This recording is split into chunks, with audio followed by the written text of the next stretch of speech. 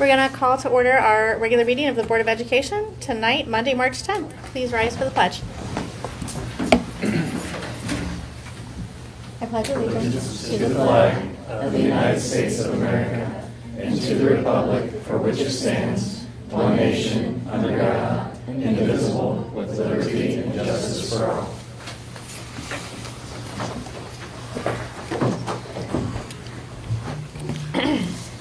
Mr. Price? Mrs. Borchers? Here. Mrs. Davis? Mr. Fox? Here. Mrs. Packard? Here. Mr. Reddick? Here. Tonight, we would like to have a moment of silence for Kathy Brown. She passed away on February 12th, 2025. She was a teacher at the Van Cleve 6th grade building and Hook Elementary School for 21 years.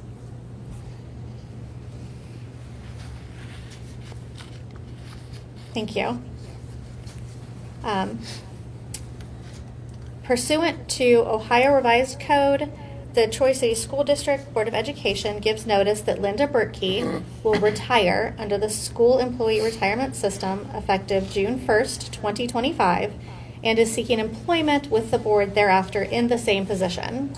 The board will hold a public hearing on May 12th, 2025 at 5:30 at 151 West Staunton Road. That's the board office. Yeah. No. It's the high school. High school. It's the high school Right here. address. On the issue of the employee's re-employment. So what that means is this person has asked to retire, and then they will be rehired in their same position. It's a legal requirement that we do this. So the fun part of the night, I'm going to go ahead and let the Student Council and Future Begins Today from Cookson present. You guys get to go first. Mrs. Potter, you want to introduce who we've got here with you tonight? Yes, and I'm going to let them introduce their parents. Okay. This is Corbin. He is one of our student council members, and this is Rosewood. She is one of our student council members, and this is Bentley, and he is with our Future Begins Today program. And I'm going to step out of the way and go ahead. Student council wants to go first. You got to introduce them. Parent, you have to introduce them. Hi, my name is Corbin Callison. I am in the 5th grade, and I am the Cookson Student Council President, and I have my mom here with me today. My name is Rosewood Murray, and I'm here with my mom and sister, and my dad is not present. Hi, my name is Bentley Blackburn.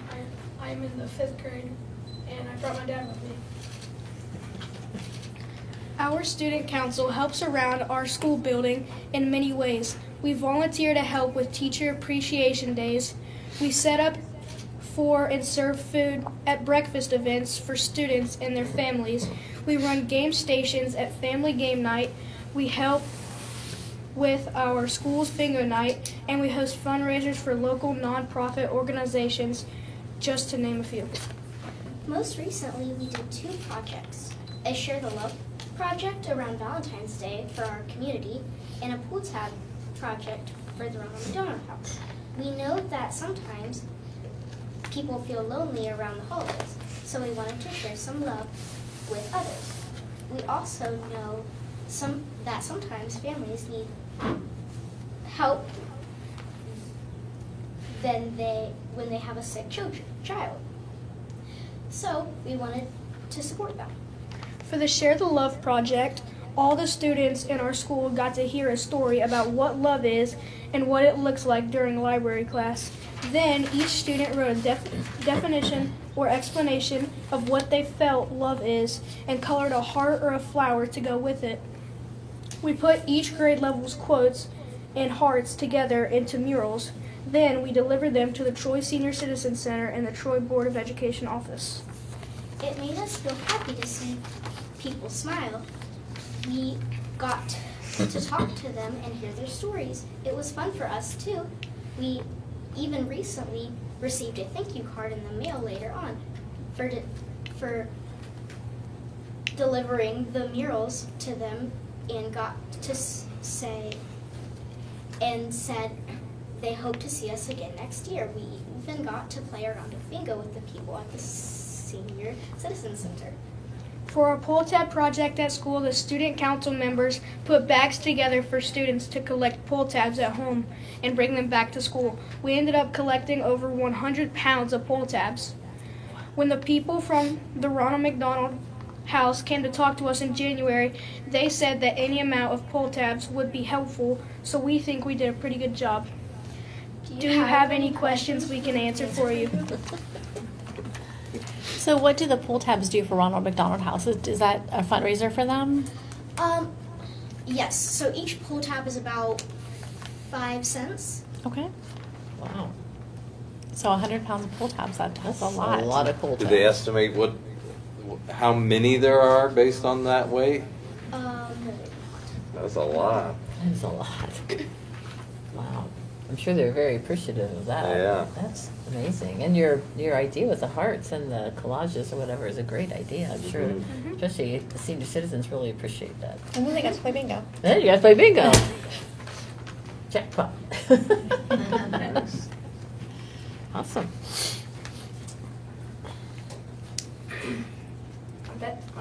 Wait, hold on. I'm in 5th grade and I have been a part of the Future Begins Today for 2 years. I bet you are wondering what we do when Future Begins Today. In the future, I learned new things about how to be a better person and student. We talk about things like communication, time management, and helping others. And I'm sure you want to know about how we helped the community. We have been part of getting food for the many food trucks and collected home care items for the First Place Food Pantry. We also assisted in creating art for the Martin Luther King Jr. comedy. Other programs I have been in as such part as the Future Begins Today are Homework Helper and Lunch Buddies. Homework Helper is an after-school program that helps me get my homework done.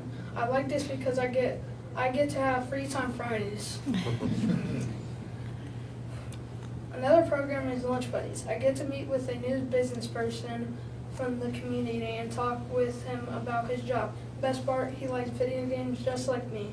I am able to do all this because I am in the Future Begins Today program. Thank you for listening. Thank you for coming. What's your favorite event? I'm on the board for the Future Begins Today. So what's your favorite event? Music bingo. Oh, did you like that? Yeah. Good. That's a new event that we had this year. We weren't quite sure, but a lot of singing and dancing going on, so it was good. Awesome. So what's Free Time Friday?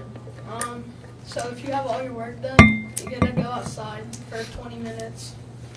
Wow. Oh, that's nice. So That's you get cool. it done and you're, Extra recess. it's really Well, nice. that's worth it. Especially with the weather we're having. That'll be really nice. It's Yeah. Friday. Awesome. You guys did great. Thank you. Thank you. Thank you so much.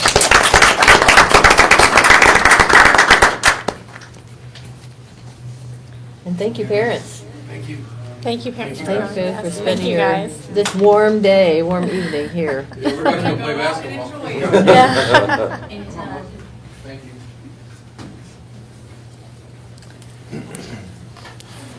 Are there any And you're a living. board committee reports? Good job. Do you have any? I'm not on a board committee. Sarah isn't here for Hainer. Mr. Fox, do you have anything from Upper Valley that you wanted to? Yeah, yesterday, March 9th, Upper Valley hosted Maple Sugaring Day. It was open to the public. They had all the maple trees throughout the whole property of Willowbrook. They're getting the sap from that, collecting it.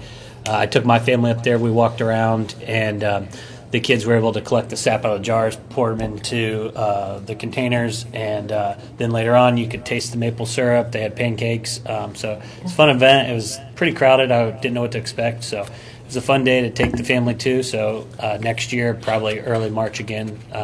They do it annually. We've got Distinguished Alumni event coming up on March 20th. I think that's Thursday night up at the Career Center. Event open to the public, recognizing maybe 8 distinguished alumni from the Career Center. And then at our last meeting, we talked about how we approved the school calendar so that in August, it's actually going to start a little later. I hope that's flowed down to all the high schools. I'm sure it will be. But due to the renovation project, they just wanted to have an extra week and a half to start the school year. So just for 1 year, it's going to be starting later, a little bit later in August, probably later than our local schools. But please reach out to them if you have any questions on the start date or anything like that for this year only. Also, from Upper Valley, there is a group of teachers and students that are they back from Germany yet? I don't know if they're back yet or not. They might not be back yet, but they went to Germany. They do, and then those same students will then come here to visit. So this is the second year they've talked to us about it. Yeah, it's been You going were on. on the board before me. It's been going on for a number of years now. So I think these students actually came in the fall. These are the ones. Okay. And stayed with families here, and then our students are going back there and staying with those corresponding families. I don't know, maybe send a 7 to 10 day trip. They go and visit different industries over there. Their career center type programs that they have over there. So student exchange program for just a short period of time. Really good opportunity that the kids up there have. Okay, Mr. Piper. Yeah.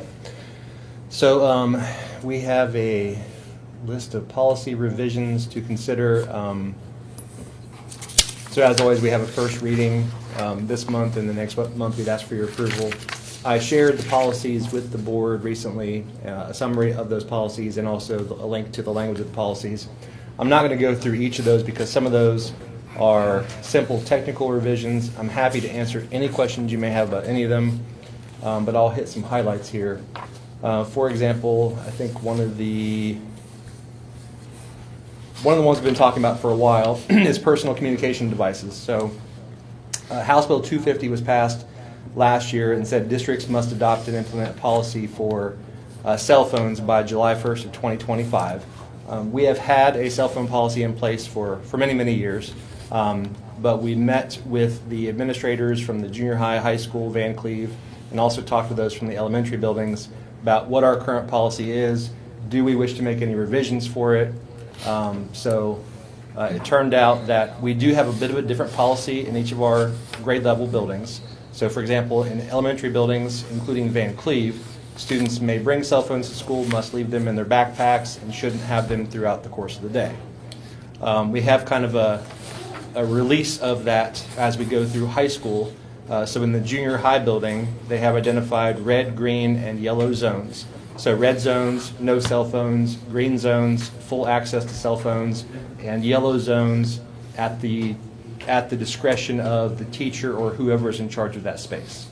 At the high school, they don't have declared zones, but they have a general understanding that's pretty similar to the junior high about where cell phones are prohibited, where they are fully allowed, and where they are at the discretion of the adult in charge of that space. It was an interesting conversation. I also talked with our parent advisory committee about those policies. I meet with them once every 2 months. That was one of our topics for discussion. And where we landed with the principals and with our parent advisory committee is that we think the policies we have in place are working very well. The high school and junior high has had a decrease in issues with cell phones over the past several years. The elementaries, of course, are working just fine. So our policy that we've made some very minor changes to it, but essentially it's the same that we've been following for the past couple of years. And that requirement is just that we have a policy from the. Yeah. They offer some model policies out there. Some more restrictive, some less. We wanted to kind of wait and take a look-see approach on this because some districts did implement systems where like they purchased a bag that students had to put their cell phones in. The bags are locked up. They're allowed to take their phones out of that at the end of the day.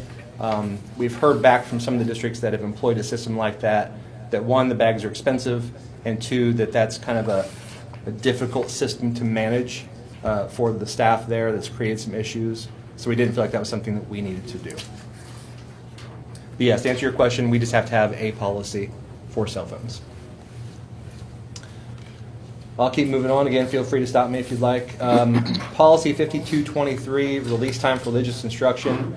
We've had this policy, but the revision here is that House Bill 8, which was recently passed, requires districts now, our prior policy said that we may allow release time for religious instruction. The new House bill says that we must allow release time for religious instruction. So that's the change in that policy. But we're allowed to put some guardrails on. Yeah, The we are allowed to put some frequency. guardrails on it. For example, not releasing students from core class work where they would get grades, but restricting that instead to study halls, lunches, those kinds of things, which would be our choice. Policy 5780 is a new one. It's Parents' Bill of Rights. Again, House Bill 8, which was effective April 9th, 2025, which will be effective April 9th, requires public schools to adopt a policy that enacts the Parents' Bill of Rights to include parental notification on student health and well-being and instructional materials with sexuality content. What I mean by that is we are required by law to teach certain topics at certain grade levels about like stranger danger, those kinds of things, on through high school. So this just codifies that we have to notify parents that they have the ability to inspect our instructional materials. Nothing that we wouldn't have done before, but this law requires that we have a policy for it. So that is that. Policy 7421 is a new one as well. Senate Bill 104 is new, and it requires public schools and educational service centers to designate specific facilities for the exclusive use by either the male biological sex or the female biological sex. So this would cover restrooms, locker rooms, shower rooms, changing rooms. Also, in a different policy, would include like hotel rooms if there's an overnight stay. And again, this one is now required by law, a new policy. Those, I think, are the highlights. Again, it's kind of an extensive list. Most of those are very technical corrections, not major changes to our policy. Are there any other specific questions I can answer or questions you may have?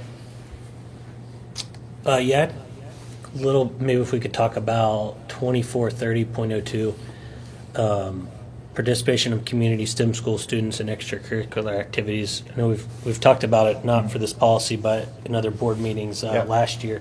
So as I was reading through there, maybe I read it too fast, or maybe if you could just explain it a little bit more. So does this mean that if it was about if a student's bullied or harassed or anything like that from a different school, so does this mean if a student from, let's say, Lima wants to come and play a sport here in Troy, we have to allow them to come to any school? Or I don't think I noticed any like geographical requirements, or that should be a school close to where they go to, or anything like that. Or it doesn't require us to. It says that we may, so it gives us the ability to. So we don't have to. Correct. Yeah, but it's more for OHSA, the Ohio High School Athletic Association purposes. They have very strict rules on what are legal transfers to school districts and what are not, for obvious reasons, for trying to stack teams or those kinds of things. So this would give us the ability to accept students for a legitimate reason, which would be bullying. but then but those students still have to follow OHSA rules in terms of locale to their home school or what school they're going to. Essentially, you can't have it's kind of unreasonable, like that example, a student to come play football here from Lima. If they live up in Lima, they had an issue in Lima, Troy's probably not they can't just choose wherever they want to go, right? I think they could, but again, it would be discretion of the receiving school. What makes logical sense? Like, what would be the purpose of going from a district in Northeast Ohio all the way down to Troy for a reason like this? That's why it still gives some discretion to the administration. Okay. Yeah, that's what I want to make sure of. Otherwise, I'm a little concerned that, maybe there could be allegations or something happens and teams, maybe one school out there in the state is taking advantage and welcoming a lot of those potential good athletes. So maybe something we should just keep an eye on with OHSA on that one. I agree. On the next one, 2431, was there any about interscholastic activities about mandatory informational meeting for students and parents, adding sudden cardiac arrest training and restrictions. Was there any data provided with this on what's driving this change? No, not that I saw. I think again, most of these changes always happen because of state law changes. I haven't seen any data about sudden cardiac arrest. Yeah, just seems like in the last handful of years, there's been a lot more high school age students suffering from this, and was curious if there's any reasons or things that were started in the last few years, like additional vaccines or things like that may be causing this type of issue. So I've not seen No data data. either way on that. Are we required to have those cardiac drills? We're required to have That's a those. requirement, Yeah. Mhm. In specific locations, or how specific does it get? It gets pretty Every specific. facility. Yeah. Yes. Yeah, okay. And our trainers also carry one I with them. thought so, yeah. Yeah. Okay. So we feel like we're well We are covered there. covered. I think the big thing here is the required training annually.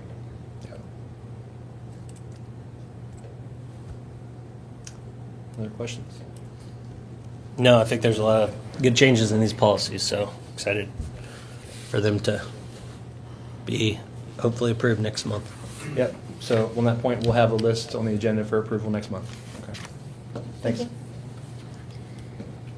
Next, motion for consideration of the approval of the minutes of last month's meeting, Monday, February 10th. So moved. Thank you, Sam. Second. Is there any corrections or? I didn't see it. Mr. Price? Mrs. Borchers? Yes. Mr. Fox? Yes. Mr. Reddick? Yes. Mrs. Packard? Yes. Next, asking for a motion to review financial reporting.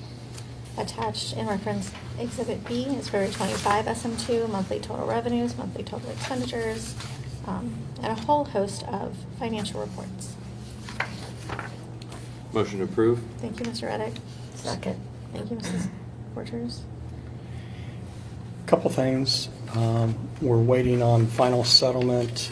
That's why we're a little bit behind on property tax. I've been told to expect that later this week, so hopefully that comes through.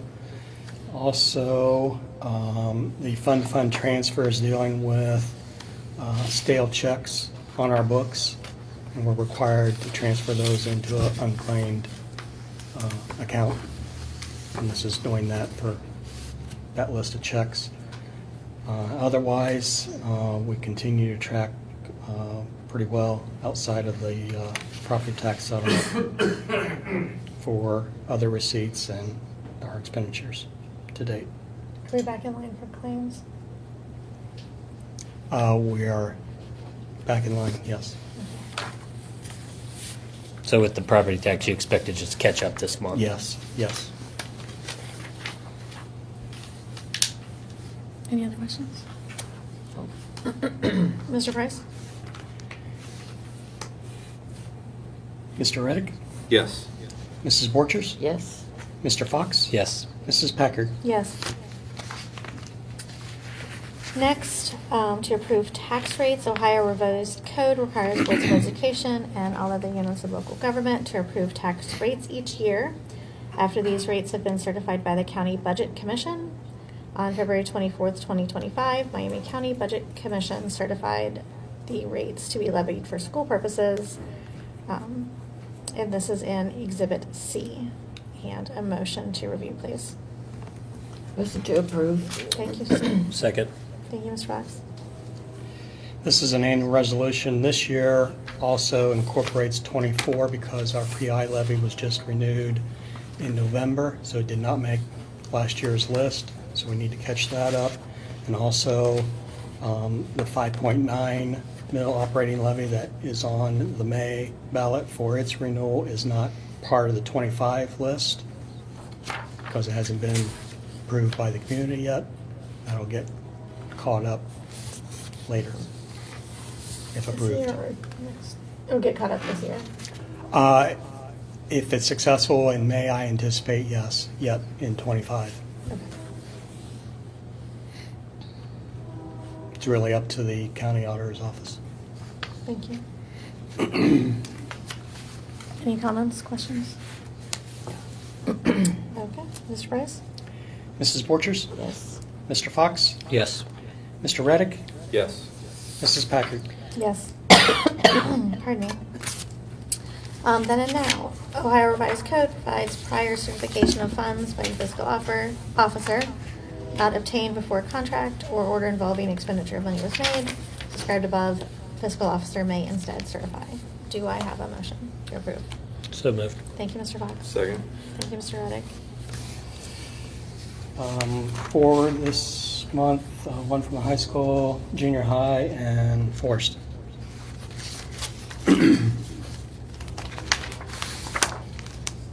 Any comments? Okay. Mr. Price? Mr. Fox? Yes. Mr. Reddick? Yes. Mrs. Borchers? Yes. Mrs. Packard? Yes. We have 3 resolutions to file a complaint against the valuation. Mr. Price, do we do each one individually? Yes. Okay. The first one is to file a complaint against the valuation of real property tax for parcel D08102150. The owner is Moxie Equities. Do I have a motion to approve? So moved. Second. Thank you. This is an Exhibit D, by the way. Mr. Price, is there anything that we need to know? This process is relatively new. I believe it's been this way with recent legislation for the last 2 years now. And this is part of the process. Notification goes out to the property owners before the board actually takes official action. And this is part of the process for us to stay in the loop. So is this us notifying And them? this is, yes, this is based upon recent sales of those properties. The county auditor in all 3 of these cases has it valued for less than what it was recently sold for. Okay. We just want to show our support that it needs to be increased based upon the sale. And then how does that work then?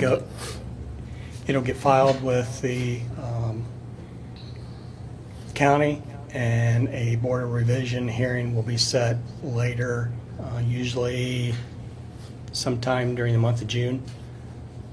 They hold a hearing and then issue a result, and then we determine whether or not we want to stay involved and continue the trek if it's not in our favor. Okay. And the property owner can counterclaim if we are successful also. Take it to the state level. And what other entities are taking potential action like we are? Is it city councils? Any It's other usually boards? other school districts Oh, in most cases. It's just a school district. Yes, this is the avenue for us. We monitor it. I usually work with legal counsel. We look at the recent sales, because it has to be above a certain threshold by law, and that gets adjusted each year. And we've determined that these 3 have exceeded that, and we feel that there is enough information, at least at this point, to file our claim. Okay. And all 3 of these are businesses. One's a right? warehouse, one's car wash, and one is fast food. Yeah. None of them are individuals. No. Thanks. No, they are typically businesses. Mr. Price, do you want to call the roll for this first one, please? Mrs. Borchers? Yes. Mr. Fox? Yes. Mr. Reddick? Yes. Mrs. Packard? Yes. We have the second resolution to file a complaint against the valuation of real property tax. This owner is Realty Income Properties, parcel number D08103374. So moved. Thank you, Mr. Reddick. Second. Thank you, Mr. Fox. Is there anything different about this Nope. one? Okay. Please call the roll. Mr. Reddick? Yes. Mr. Fox? Yes. Mrs. Borchers? Yes. Mrs. Packard? Yes. And the third and final is to file the complaint against Wendy's Properties as the owner, and there are 4 parcels. 4, yes, total. Okay. And these are in Exhibit F. So moved. Thank you, Sue. Second. Thank you, Mr. Fox. Mr. Price? Mrs. Borchers? Yes. Mr. Fox? Yes. Mr. Reddick? Yes. Mrs. Packard? Yes. Moving on to the superintendent's report. A motion to approve and highlight the generosity of our community. So moved. Thank you, Mr. Reddick. Second. Thank you, Mr. Piper. So after our student presentations, this is our second most favorite part of the agenda. So again, this is an opportunity for us to thank our gracious community and their support. I can't believe it's this time of year, but if you look down through the list of donations and all the scholarships that our students are about to receive this spring, you'll see a wide variety of names, of scholarships, and also of donation amounts ranging from $82.47 to the ASL Club to be used as needed, all the way up to $10,000 from a booster scholarship fund. So we just really appreciate the support that our community gives our staff, our students, our programs, but especially our students this time of year when it's scholarship season. So we ask for your approval. Oh, our total, $41,813.97 for March, and our fiscal year-to-date total, $178,613.86. Pretty good. Very Cool. generous. Very generous. Mr. Price? Mrs. Borchers? Yes. Mr. Reddick? Yes. Mr. Fox? Yes. Mrs. Packard? Yes. Next, I need a motion for a resolution to adopt special education model policies and procedures with slight modifications. I believe we reviewed these last meeting. Yeah. Okay. You want to go ahead and get Yeah, a motion? do I have a and we'll- motion to Yep. review? So moved. Second. Thank you, Mr. Reddick and Mr. Fox. Mr. Piper? So yes, if you'll recall, last month we passed a resolution to authorize the use of the Ohio Department of Education and Workforce's model policies and procedures for students with disabilities. So since that time, legal counsel has reviewed those in more detail and has identified 4 areas where there's a direct conflict with the Department of Education and Workforce's requirements and model policies with current state and federal law. So those 4 areas have been highlighted, and the recommendation is to accept the model policies with the exceptions and replacements of the 4 areas that you see there. And the replacements will put us back in line with state and federal law? Correct. Okay. Yeah. I would assume that at some point, DO would also get those in line, but for now, we're covered by doing this. Is there anything that is a material difference? Not really, no. I mean, legally, yes. For our practical purposes, no.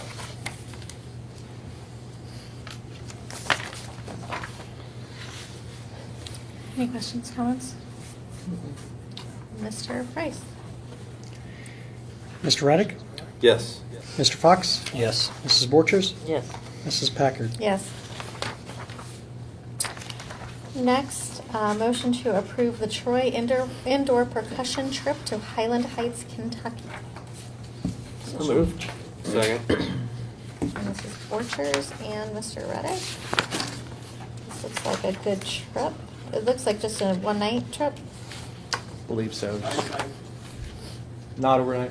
They're going Saturday and coming back, and if they qualify, they'll go back down again. Oh, that's right, yeah. Oh, is that why It's out of it's? state, not overnight. This is just over the river, which is what it Okay. requires board approval by policy. Oh. Yeah. Got it. Yeah, I think you're correct. Molly did say that there is a potential to have a second one, but Yes. probably not There's likely. there's a chance they'll have a second one, but the plan is to come back Saturday and then go back Sunday and come back Sunday. Yeah. If they, I am fully aware of the distance and the fact that it is not overnight. Having someone on percussion. Have you had inside scoop, right? That's correct. Yeah. Okay. Mr. Price? Mrs. Borchers? Yes. Mr. Reddick? Yes. Mr. Fox? Yes. Mrs. Packard? Yes.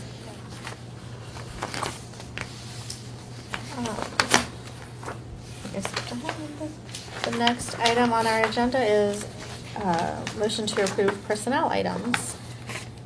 Exhibit H. Motion approved. Thank you, Mr. Fox. Second. Thank you, Mrs. Borchers. Mr. Dillon? So I'd like to highlight a few things here for you this evening. Top of the list, we have some resignations, retirements, and discharge. We have 4 teachers, and actually 2 teachers, 2 clinical staff that are retiring with a combined 113 years of experience, all mentoring. So it's Angie Klauser, Christy Drake, Beth Lampka, and Sharon Witters. Pretty amazing. The lowest of the 4 has 21 years. So 2 of them have 33 years, all in Troy. They were hired in 1992. So pretty fantastic. It'll be awesome to celebrate with them in May when we honor our retirees. The rest of the personnel agenda is pretty standard. Non-renewal of our winter coaching and other supplementals. We added a couple of substitute teachers, which that's always good news. Hiring food service assistant here for the high school to try to fill that staff. And then we have some supplemental contracts there for the spring. Most of those, it was just a timing issue on when they received their pupil activity. So there are requirements for all of our coaches, things they have to do in order to keep their coaching certificate. And so that's why some of these are just now coming through, because within the last month they finished either their previous license hadn't expired yet, or they had a final piece to take care of. Thank you. Dave, any of these do you feel are going to be tough to positions to replace, or have they already been posted? And so none of these here, food service, none of them have been posted yet. Challenging wise, I mean, fortunately, elementary, we see a high volume of candidates. This past week I was at both University of Dayton and Wright State talking to candidates. So pretty optimistic there. High school English, we've been fortunate to get a strong pool. Our high school academically has a really strong reputation right now. So we have people that are wanting to come here, so I feel good about that. I was able to talk to a couple of English teachers as well. So I go to those knowing what I think we're going to have, and then have some strategic conversations with candidates. So I feel pretty good about that. okay. Student teacher, Mrs. Silver's class, that one is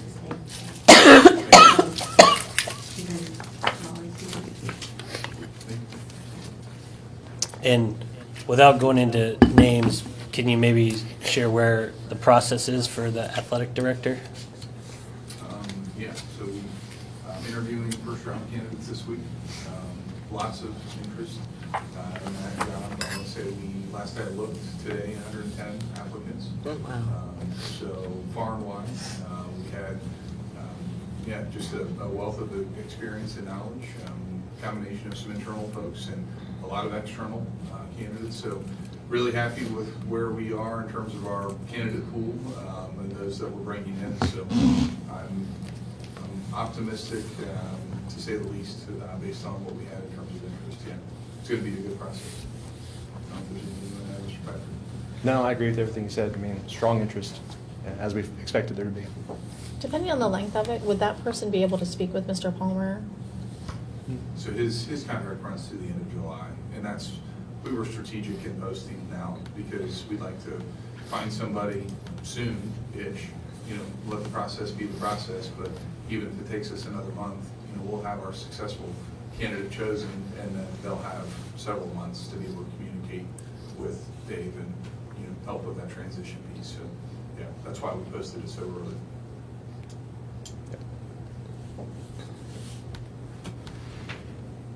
Mr. Price? Mr. Fox? Yes. Mrs. Borchers? Yes. Mr. Reddick? Yes. Mrs. Packard? Yes. We do not have anything for the second hearing of the public. Do we have a motion to adjourn? So moved. Thank you, Mr. Reddick. Second. Mr. Fox? Ms. Price? Mr. Reddick? Yes. Mr. Fox? Yes. Mrs. Borchers? Yes. Mrs. Packard? Yes.